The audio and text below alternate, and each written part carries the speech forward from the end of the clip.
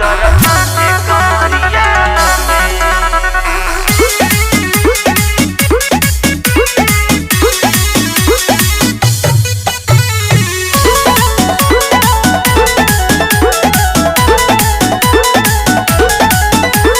सैया तो सिवा न रहेले देवरू देवरिया में ये सखी सैया तो सिवा न रहेले देवरू देवरिया में केकरा से मंगाई दवाई दर्द उठे कमरिया में केकरा से मंगाई दवाई दर्द उठे कमरिया में अरे बहुत पिराता ए सखी रोज रोज भोर हरिया में अरे बहुत पिराता ए सखी रोज रोज भोर हरिया में केकरा से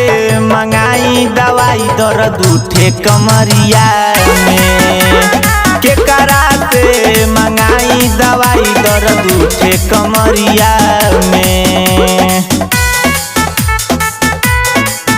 दर्द उठे कमरिया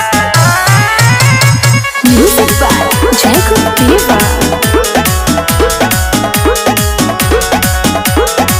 रहते बलमुआ पास जे सखी कलेती बर्दाश्त रे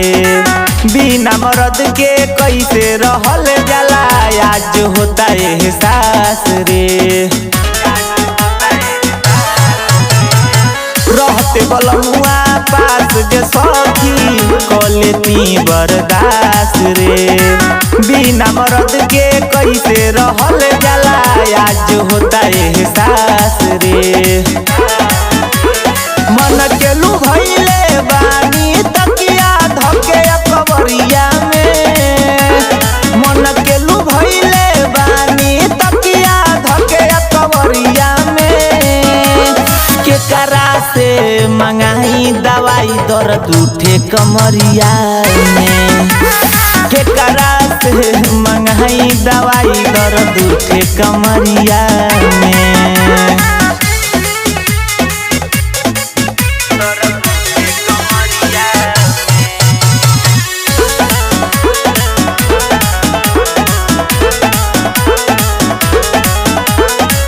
का करी हमके कुछ न बुझाता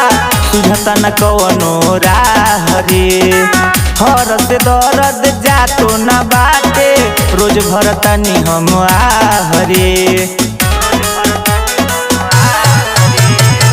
का करी हमके कुछ न बुझाता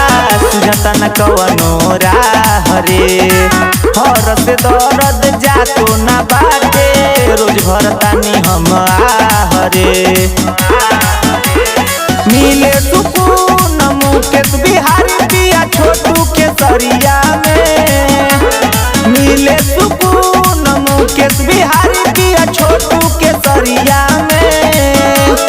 केकरा से मंगाई दवाई दर्द उठे कमरिया में केकरा से मंगाई दवाई दर्द उठे कमरिया में।